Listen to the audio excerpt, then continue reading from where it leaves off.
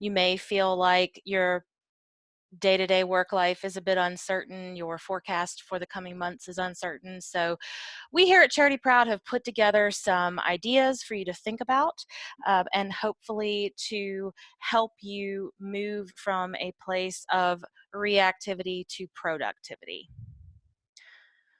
So first, we're going to talk a little bit about organizational agility. This is a term that is well known in the business world, but is gaining popularity in the nonprofit world, and it describes your capacity to adapt quickly to changing needs.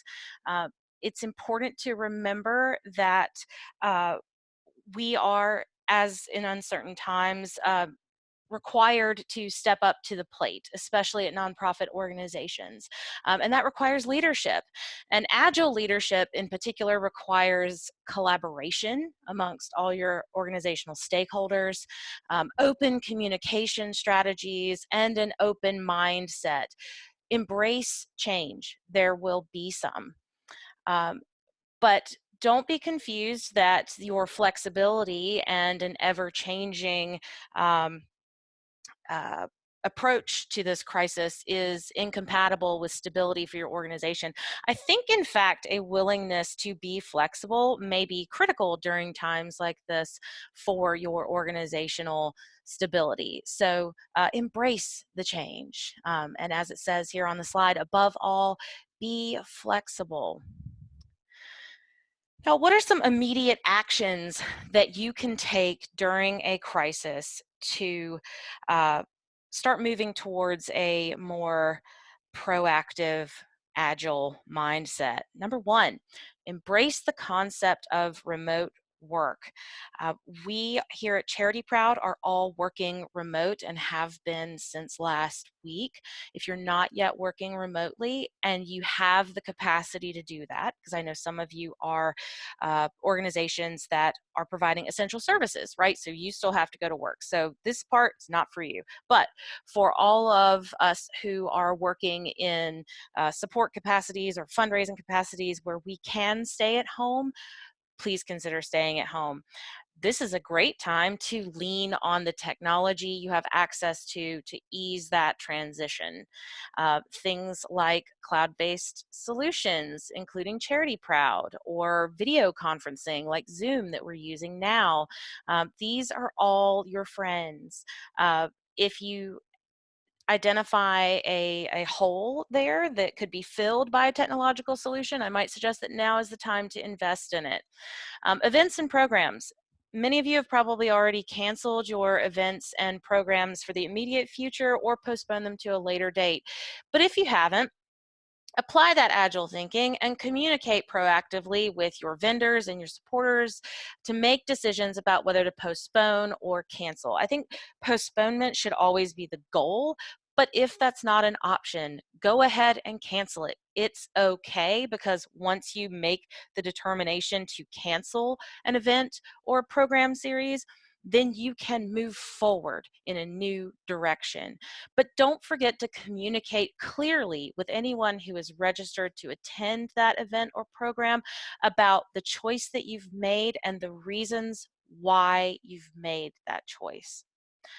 Uh, Also, your social media strategy. Many of you are probably using the available technological support programs like scheduling social media posts on Facebook, or using a third-party service like Hootsuite to plan and schedule out your social media posts so that you can do that strategically. And that is great, and I encourage that habit in normal life. But now may not be the time. So consider halting your regularly scheduled posts, log in, change your regularly scheduled posts, pause them, and rework what you can in order to then put it back online. You don't want to stop communication at this time, but you do want to communicate in a way that doesn't make it sound as if you're existing in a bubble, everything's proceeding as normal, and there's nothing strange going on right now, because the fact of the matter is that times are strange. So embrace that strangeness and move forward in that new direction as well. Now, here's some advice that may be a bit unorthodox. I am going to encourage you to please freeze your strategic plan. And I really mean it. And I am committed to the idea of strategic plans. I think they are wonderful in practice in normal times, but in light of recent events, your strategic plan is not going to apply to the next 12 months. So freeze your strategic plan in favor of developing a modified 12-month response plan. Um, if you don't have these meetings on the books, go ahead and schedule virtual meetings with your organizational stakeholders to discuss the adjustment of your goals for 2020. And adopt those changes in whatever policy is consistent with your bylaws. We're not here to tell you to circumvent the rules, but just that the rules don't apply in totality right now. So let's adapt. Let's be agile. Let's think about how we can modify what we had planned to do this year in favor of what we will be capable of doing this year. And some things to consider when you are developing your 2020 response plan. Number one, financial outlook. This is crucial for everyone. Number two, your operational capacity. If some of you are working remote and some of you are working in the office, think about who will be responsible for what pieces of the response plan you develop. Also, if you've had to temporarily lay off some of your staff, then you have a reduced operational capacity, and that's something to consider while you move through this time. Consider virtual programming opportunities. We are using a video conferencing software right now. We are broadcasting to a social media platform, and you can do that too. Explore your options. They don't necessarily have to be expensive, but they may be effective, right? And then work through some strategic messaging. What are the key points that your organization wants to communicate during this time? Uh, you're not going to meet your strategic goals this year. You might as well embrace that particular change and see how you can work through a modified plan by going ahead and making some choices and modifying it. Now is the time to challenge your board members as organizational stakeholders to step up to the plate and assist you in making these modifications. It shouldn't be a burden that falls solely upon staff. So don't be afraid to reach out to those board members and ask for help. They care about your organization or they wouldn't be there, right? So let's give them the opportunity to assist you. The choices that you make in the coming weeks, and I cannot emphasize this enough, they will determine your organizational viability in the coming months. If you have a response plan, the great thing about that is that you're moving from a reactive place where day to day you're just kind of responding to whatever challenge pops up and putting out fires, to a proactive place where you acknowledge that those things will pop up, but you do have an overall idea of where you're trying to go. And that in turn empowers your employees to tackle those daily tasks and work towards those modified goals instead of feeling defeated by the goals in a traditional strategic plan, which they're not going to be able to achieve this year.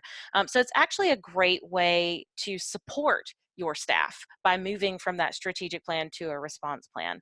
So I invite you to consider it and think about what those modifications will look like for your team. A question that I have gotten a lot from the clients that I work with at Charityproud in the last month is, should I continue to fundraise? Uh, People have said to me, we're not an immediate response organization.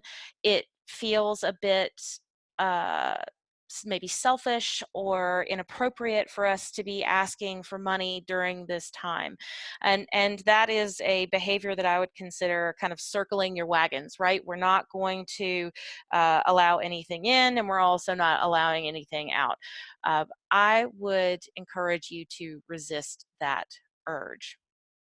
Here's why. Your community needs you more now than ever.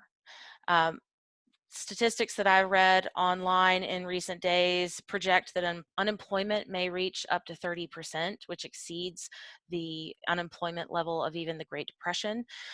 All aspects of daily life are impacted by this coronavirus crisis. So whether you are an immediate response organization like a Meals on Wheels provider, or someone who works with the homeless population or the elderly, or not. Your organization has a role to play. For example, my mother's a school teacher. She's at home right now teaching virtually. And I have a lot of friends who have children who are worried about that sort of summer backslide that children traditionally have during the summer months when they're on summer vacation, is going to be further extended by the time that they've left the traditional classroom.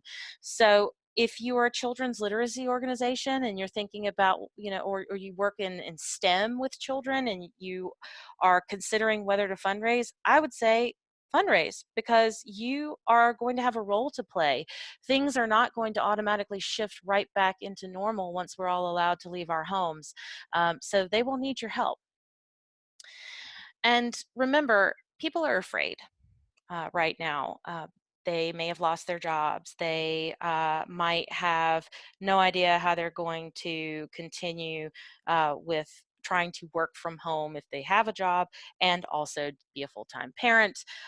When we're all going back to work, no one knows. So this is your opportunity to be a source of stability.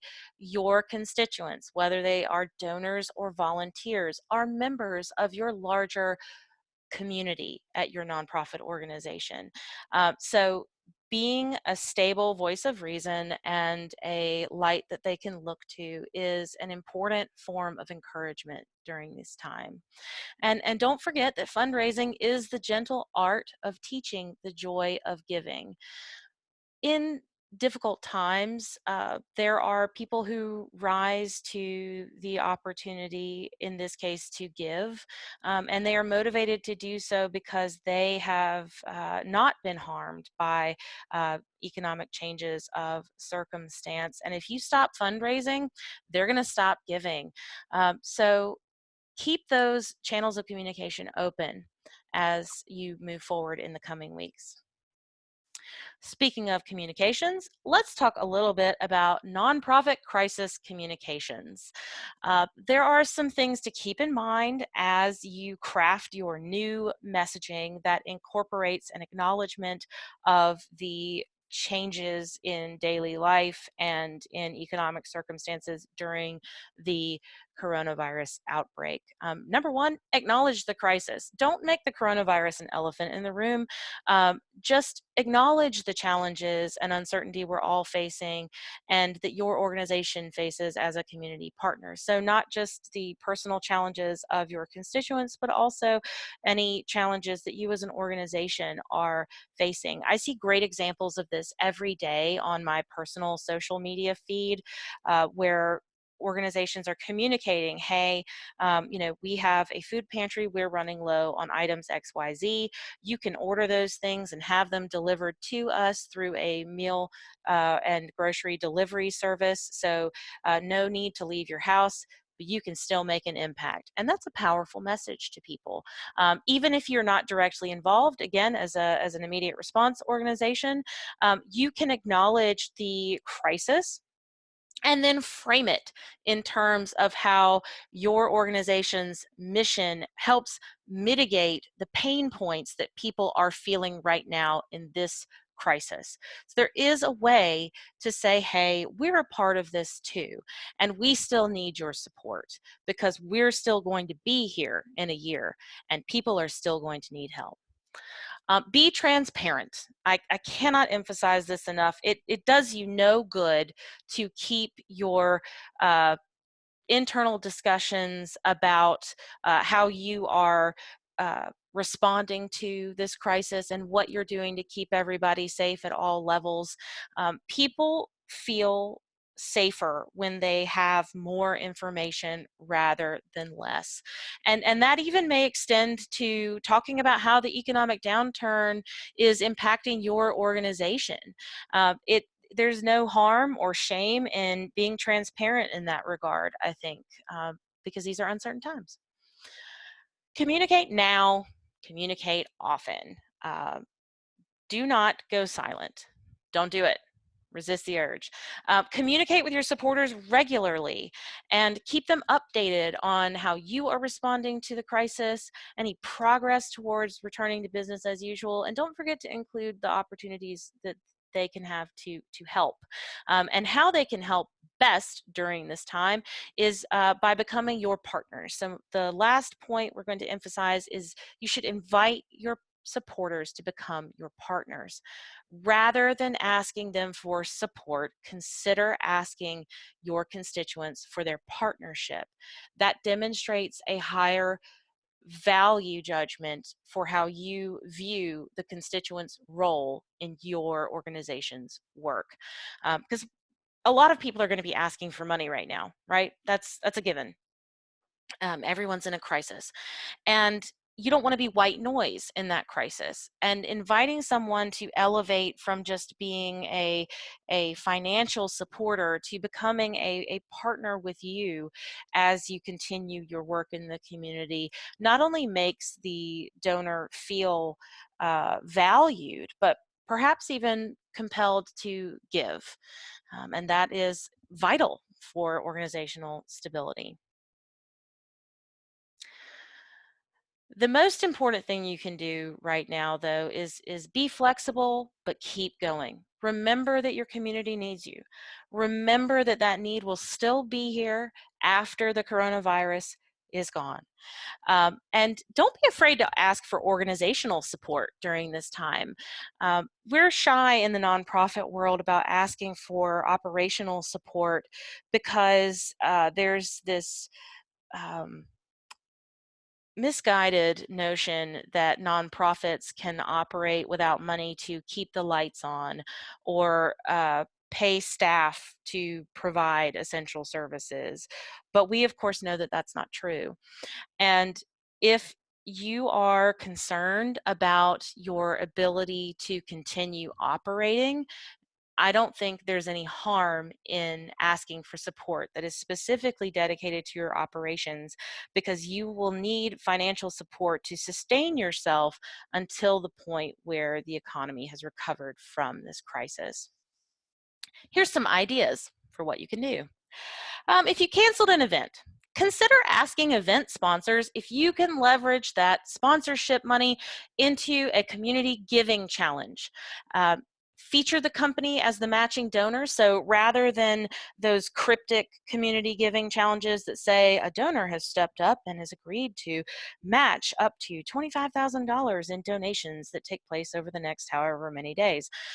Say who it is. Say who it is. It gives them some positive PR, something positive that they can promote in the midst of a news feed stream that's probably largely them updating people about their operations during the COVID-19 quarantines and remote work periods. So it is a win-win. And more often than not, if you approach the event sponsor and explain, of course, we've had to cancel this because of the coronavirus, they'll say, yes, yes, we know. And then you extend it and say, well, we'd be happy, of course, to return your sponsorship money if you would like. I think you'll find that most event sponsors will say, no, we gave you that money. We want you to use that money during this time, whether that ends up being a community giving challenge or maybe they want to throw that money towards organizational costs for operations. Give your event sponsors the opportunity to extend their philanthropy beyond what is a marketing opportunity. Then also consider doing virtual events using video conferencing software or by going live on social media platform. There are always ways to work through a crisis. And if you've ever seen that meme where there's an old joke in office work about meetings that could have been emails, right? So it may be that under normal circumstances, of course, your preference would be for people to come visit your facility or come visit the third-party site to participate in whatever program you're having. But maybe similarly, that in-person program could be virtual. You just need to apply creativity to this problem. Organizational agility is largely about thinking creatively, so don't be afraid to get creative. And remember that we are all in this together. We here at Charity Proud are here to support you during this time. We are available as much as you need us right now. If you just want to ask some questions or workshop some ideas that you have because you've been doing that creative thinking and you have some ideas, but maybe you don't have anyone to bounce them off of right now, give us a call. We're here to help.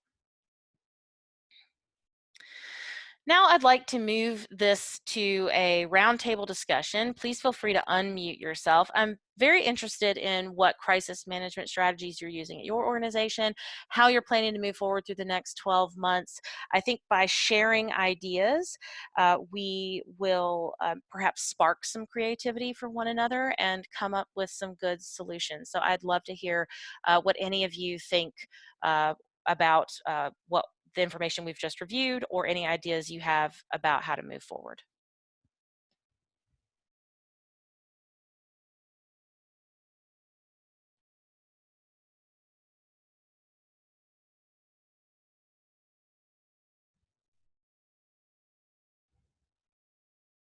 Don't be shy, because I know some of you have ideas.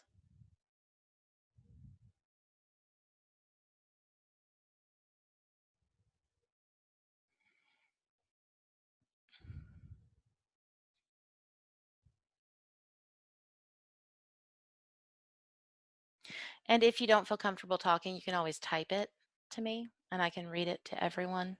That's an option as well. I really do think that sharing information rather than keeping it close to the vest is a way to move forward positively during this time. And I would encourage you, if you have any ideas, to share them.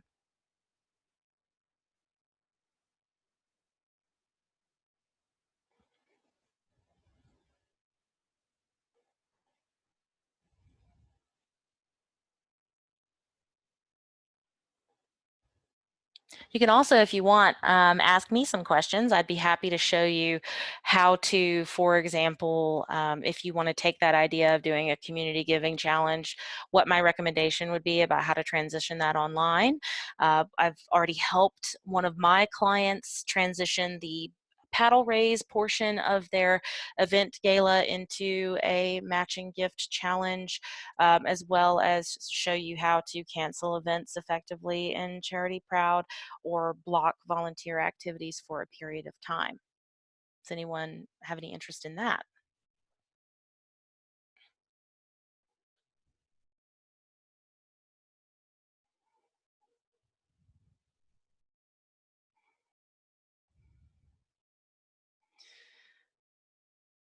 Oh, okay. So Janelle Marvin, who's the director of the Charleston Friends of the Library, said one thing they are doing is they're planning to promote the digital resources provided by the Charleston County Public Library System.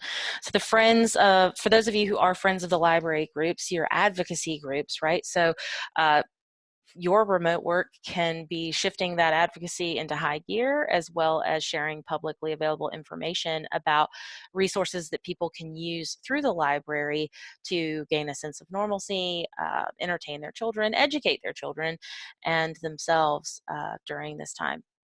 Digital programming, all kinds of things.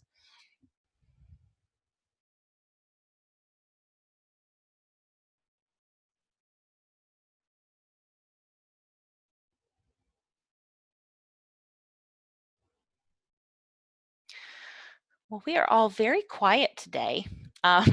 So if no one has anything else, oh, I do see a question. Hold on. I would love for some people to share virtual event ideas. We are an essential organization, so we must continue business using modifications. I will need to raise funds this fiscal year and would love ideas. That being said, is the community emotionally ready to join in these events? That's a really good question. I think that we have to be mindful that some people are shaken, right? And with good reason. Life has really turned upside down for everyone in the last couple of weeks. I was actually listening to a different webinar yesterday that was run by a fundraising consultancy group about things that they learned through helping people fundraising after the 2008 fallout, the financial crisis in 2008. And one of the things that they said that was resonant for me was that there's no need to abandon your fundraising plans, but there is a great need to modify them. And it's okay, for example, to send an email that is mostly about the work that you're doing, right? So you said you work in essential services, so you have to keep going. Say that. And this is how we're keeping going.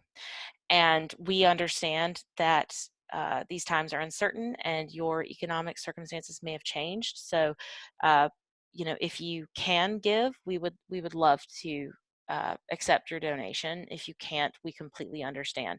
You want to change your messaging to be a little bit of a softer ask, or just include the button at the bottom and have a blurb that you develop that does encourage people that we appreciate all forms of support during this time. And if you have the capacity to donate and feel compelled to do so, please click here. Make it a smaller part of what you do, because the donors in your database are going to fall into three groups. Number one, those who cannot give right now. They have lost their jobs and they are unable to open their pockets right now. Number two, those who still can give, but maybe at a diminished capacity. And don't look at that diminished capacity as nothing, because if they gave you $100 last year and they can only give you $50 this year, that's still $50 that you have to do great things with. And then number three, those who are not affected by the economic crisis or their impact was minimal and will continue to give. And I think by strategically framing your message to be open and compassionate and understanding, that you will move people. We want to make sure we don't lose people who cannot give right now, because we don't want them to feel ashamed that they can't. So maybe also give people multiple ways to give if you can. I've got another message that says that the Hamilton Wood Type and Printing Museum, hello Hamilton Wood Type and Printing Museum, has set up a social media calendar.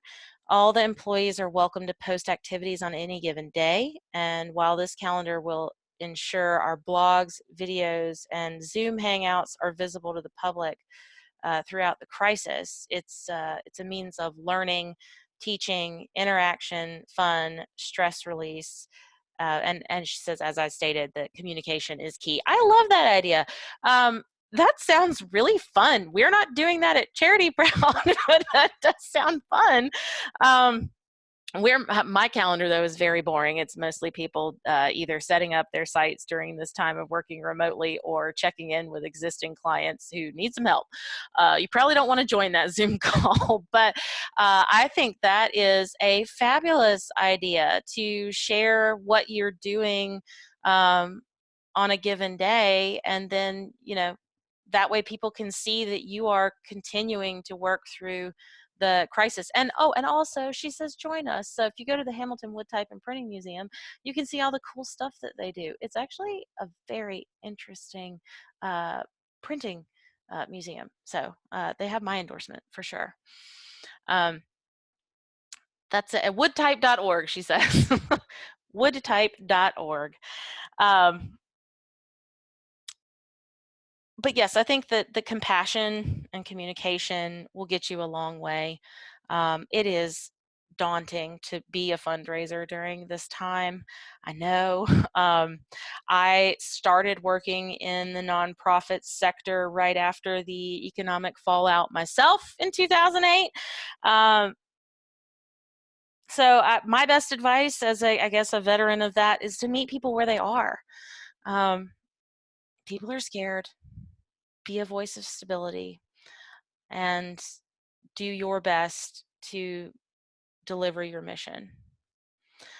We all need some help right now.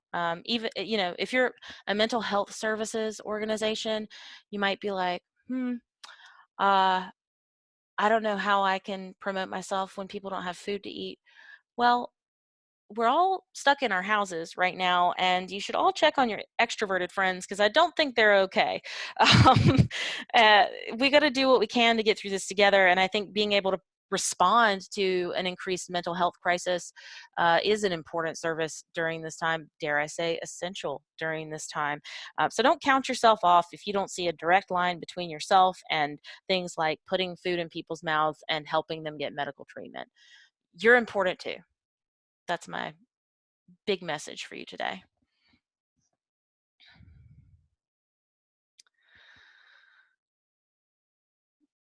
Any other questions?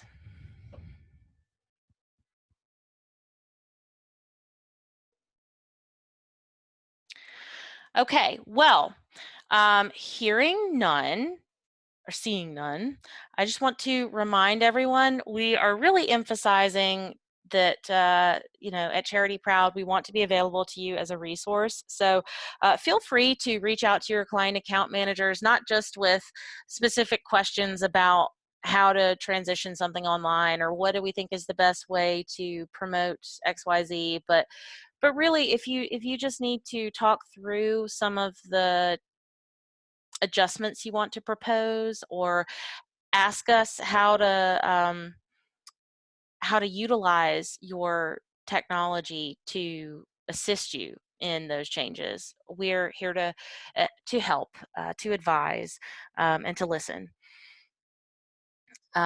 It's not a bad idea, by the way, right now, if you're thinking about it, to work in Charityproud more than you normally do because you likely have more time right now. Um, think about running your duplicate finder.